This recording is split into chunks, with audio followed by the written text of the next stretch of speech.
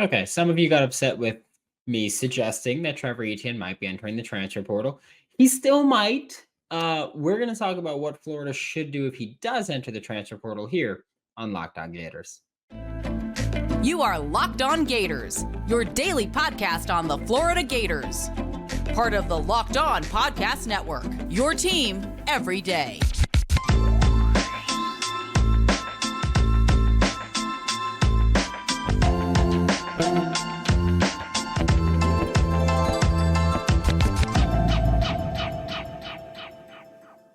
Hello and welcome back to another episode of Locked On Gators, part of the Locked On Podcast Network, your team every day. Thanks for making Locked On Gators your first listen of the day. We are available daily and free wherever you listen to the podcast. Happy Thursday, if you want to call it that.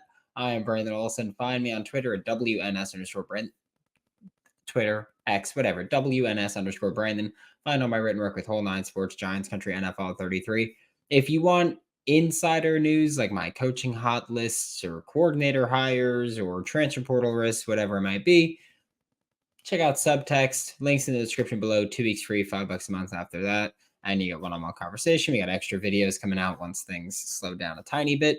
But so yesterday's show, we talked about Trevor Etienne potentially hitting the transfer portal. And I told you guys, there's legitimate smoke about this, that it's an NIL and wanting to win thing.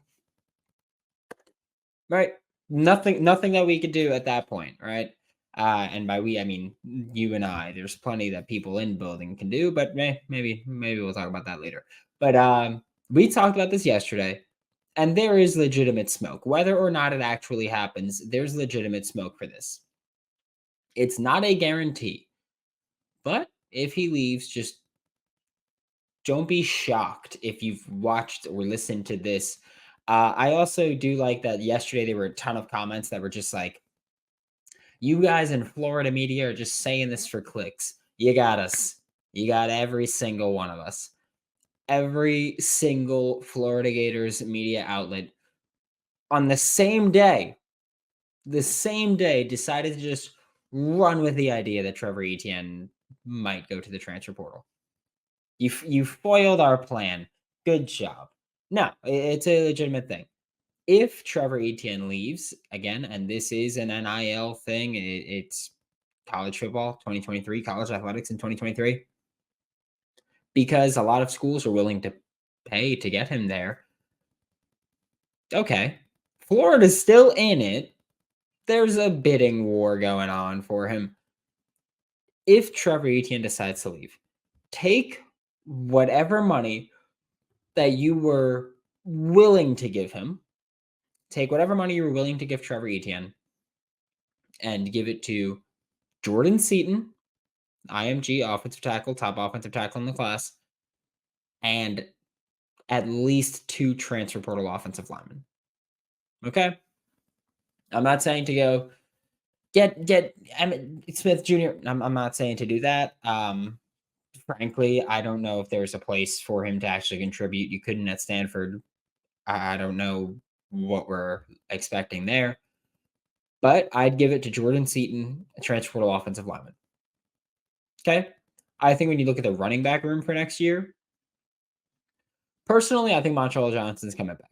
I think Montreal Johnson is coming back because he can actually improve his draft stock by doing so. Montreal had the most drops on the entire roster this year. Okay? Montreal had more drops than anybody. In the NFL, they're going to need you to be able to catch the ball reliably and consistently. So he can come back another year, prove, hey, I can catch the ball. I can be a reliable pass catcher. He can come back with improved pass blocking, which he's improved upon significantly from last year to this year. Continue developing that. And if he can come back and show the explosive running that he exhibited in 2021 at Louisiana and 2022 with Florida, he hasn't had that too much in 2023. If you can show that in 2024, along with improved passing down ability, you're going to improve your draft stock. It's as simple as that. So there's a legitimate reason for Montreal to come back. So, and again, I think he does. I think that's a smart decision. I've said about players whether or not I think it's a smart decision for them to come back. Montrell, I think it's a smart decision for him to come back, especially if Trevor Etienne does leave and you go to Jordan Seaton and the transfer portal offensive lineman. You get a better line in front of Montrell Johnson. You get a better line in front of Trayon Webb, who just finished up his true freshman year. You get a better line in front of Cam Carroll, who transferred in from Tulane going into this year, blew out his knee before the season, and I'm expecting him to be back next year. And Kanan Daniels, a true freshman running back for next year, who's currently committed to the Florida Gators. I think that Jaden Ball will eventually be a part of this class as a running back. He's currently an Arkansas commit. So you get a better line in front of all of those guys. Production loss will be minimized. None of those guys are as good as Trevor Etienne. Okay? None of them. However, with a better offensive line in front of them, you can minimize the production loss from losing Trevor Etienne. A lot of what Trevor Etienne and Montrell Johnson did this year was after contact because of poor offensive line play. There were 2 offensive linemen on this team where I watched their season film and I go, you know what? I'm happy with what they put on film. And it's Jake Slaughter at center and Richie Leonard at guard. Okay? That's it. The tackles were atrocious. Micah Mazuka underwhelmed, although I believe that's partially because of the shoulder injury he had in spring. And I think it just messed with his technique a bit. Hopefully, if he does come back, hopefully there's more time for him to develop there. But I think if you can get a better line, not only do you help the run game by giving them better rushing lanes, you help the passing game by giving Graham Mertz, assuming he comes back, by giving whoever the quarterback is more time to throw, becoming less one-dimensional at times, and you get to always be a threat. Okay? Improve the offensive line if you lose Trevor Etienne. I know that there's going to be people going, get the best running back in the transfer portal. Go get me Jarrett Gibson. That's not going to solve an issue here. It's not. You're just putting another good running back behind a bad offensive line again. So if you lose Trevor Etienne, replace that. Take that NIL money, give it to offensive linemen that can come in and help turn this program around and help kind of win those trench battles. You lost quite a few close games. You probably win those if you have better offensive line play. Simple as that. So get those guys, give them better rushing lanes, give again, whoever is in at quarterback, give him more time to throw the ball. I'm expecting to be Graham Mertz. If Graham Mertz doesn't come back, I fully expect Florida to reach back out to Max Brown and see if he's willing to remove his name from the transfer portal there. But I think looking at this, that's the way to go. If Trevor Etienne does leave, which again is a possibility, but not a given, if he does leave, beef up the offensive line and still keep your offense churning. You could do it. You have to fix this offensive line, and it's going to be costly and it's going to be hard, but you can fix it going into next year. Get at least one immediate starter quality tackle from the transfer portal. Get a second starter quality player that could either play right guard if Micah leaves, or right tackle or left tackle, whatever. Open the competition. If Austin Barber can win a battle, he can win a battle, but his film this year is not good. Damian George's film was not good. If Micah Mazuka leaves to the NFL, Damian George can try right guard, and I'm fine with that. The guard spots are the least valuable ones on the offensive line here. Center, you have to handle so much with actually managing the offensive line. Tackles, you're put on an island in pass pro frequently. Okay? Guards, you can get double team help. There's plenty of assistance to go around. So, yes, it's not to diminish what they do out there. It's just to say Damian George didn't work at tackle. He could work at guard. I still believe that. So, if that's where you go with it, that's where you go with it. We are about to talk about Max Brown, like I mentioned, because, yeah, Max is one of the players that has announced he's intending to hit the transfer portal. Before we talk about that, passion, drive, and patience, that's what brings home the winning trophy, and it's also what keeps your ride or die alive. eBay Motors has everything you need to maintain your vehicle and level it up to peak performance, from superchargers, roof racks, exhaust kits, LED headlights, and more. Whether you're into speed, power or style, eBay Motors has got you covered with over 122 million parts for your number one ride or die. You'll always find exactly what you're looking for. And with eBay Guaranteed Fit, your part is guaranteed to fit your ride every time or your money back. Because with eBay Motors, you're burning rubber and not cash. With all the parts you need at the price you want, it's easy to turn your car to the MVP and bring home that win. Keep your ride or die alive at ebaymotors.com. Eligible items only. Exclusions apply. eBay Guaranteed Fit is only available to U.S. customers. Thanks again for making Locked On Gators your first listen of the day. Every day, we are available daily and free wherever you listen to podcasts. And like I mentioned in the last segment, Florida Gators quarterback Max Brown has announced his intention to enter the transfer portal. I know that when he came out with this announcement, and I, like myself, and I mean, many others that cover Florida were like, okay, is this an indication that Graham Mertz is coming back for another year? I do think Graham comes back. I think it's reasonable to think he might go pro, but even then, I don't understand the logic there because for Graham, you can't transfer again, I'm pretty sure. I think he would have to wait a year because I think he came to Florida as a grad transfer. So I think you'd have to wait another year for that. So don't think that's what's going to happen. You look at the NFL, he's not getting drafted. Simple as that. I do not think Graham Mertz would get drafted if he went to the NFL right now. It's not a knock on him. He played a great game this year. He had a great season. When you look at the NFL draft, they're looking for big arms, mobility. They're looking for what Graham Mertz cannot bring to the table right now. Maybe he would have been a late day 3 pick, but guess what? He's one of the older quarterbacks around, and he's not going to be able to participate in a lot of the pre-draft process. So I think Graham Mertz should come back, get one more year starting, being the king of the castle here, and then go pro and make your swing there. So starting quarterback for 2024, I believe, will be Graham Mertz. Okay? Starting quarterback for 2025, at the time now, DJ Lagway, right?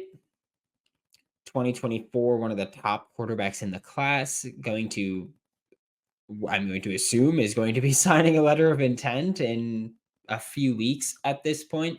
I say that because the Jaden Rashada stuff has scarred me permanently, and that's what happens now. But DJ Lagway coming in, if Graham Mertz doesn't come back, DJ Lagway is immediately the favorite to start in 2024. Although if Graham doesn't come back, I would fully expect to go portal, or you call Max Brown and say, "Hey, buddy, you want to come back and be the starting quarterback?" And you take that swing. But it does make sense for Max Brown for me. I get it. I hate it. I think everybody that's watched this show or listened to this show for as long as you have, if you've been here since I first took over the show, then obviously you didn't hear me say this then. But once Max Brown was an option for Florida, I was out there going, yeah, watching his tape, I love what he can do. Very raw, but he's got all of the physical tools, the physical skill set to work and to be a very good quarterback here. Big arm, mobility. He's got the confidence to make any throw that you're going to ask him to make. Everybody knows I'm a Max Brown fan. If Graham Mertz does declare, I think you call Max and you say, hey, man, come on back, be QB1. Then you can portal, or at that point you could declare if you have a great year, but I wouldn't expect that. But then you can portal and you can do whatever. And DJ Lagway is probably going to be our starting quarterback in 2025. You can look at the other portal guys, not Riley Leonard, but Grayson McCall. You can look around there. So with Graham Mertz, I think Graham Mertz will come back. With Graham Mertz coming back, with DJ Lagway coming in and likely going to be the eventual QB1. Like Graham Mertz returns as QB1, DJ Lagway eventual QB1. I understand Max Brown hitting the portal. There's simply put just not much upside for him in Gainesville if Graham comes back and DJ Lagway comes in. Because again, they're going to do the starting quarterback competition. It's always a competition, whatever you want to say. But realistically, it would be Graham Mertz's job to lose, and he doesn't make enough mistakes to lose it. Then you go, hey, 2025, it's you versus Lagway, but Lagway, the staff is heavily involved in him. Not that it would be a guaranteed, but I think, again, it'd be DJ Lagway's job to lose. Makes it really understandable why Max Brown would leave. I do like that he got to put out some film against Missouri and Florida State. And again, he had some moments where they were great, some moments where they weren't so great. But yeah, I think Max Brown to the portal sucks for people like me who are like, we very much support him and we're big fans, but fully understand it. I wouldn't hate it if he went to Central Michigan. Like I've said this before. He was initially committed to Central Michigan under Jim McElwain. If he went back to Central Michigan, he's probably starting week 1 next year, and Central Michigan is probably competing for a MAC championship. They're probably in that contender. Sorry, not in the championship game, because you'd still have to go through my Toledo Rockets, right, Chris Clark? Yeah, you still gotta do that one. But you can be in the conversation there. And so I think the Max could do that. He could look for a Coastal Carolina where Grayson McCall just hit the transfer portal. He could go to Liberty where it's a very RPO stuff. There's a ton of options. Hell, he can go to Mississippi State and go to Jeff Levy's offense. Will Rogers just left. There's a million options here.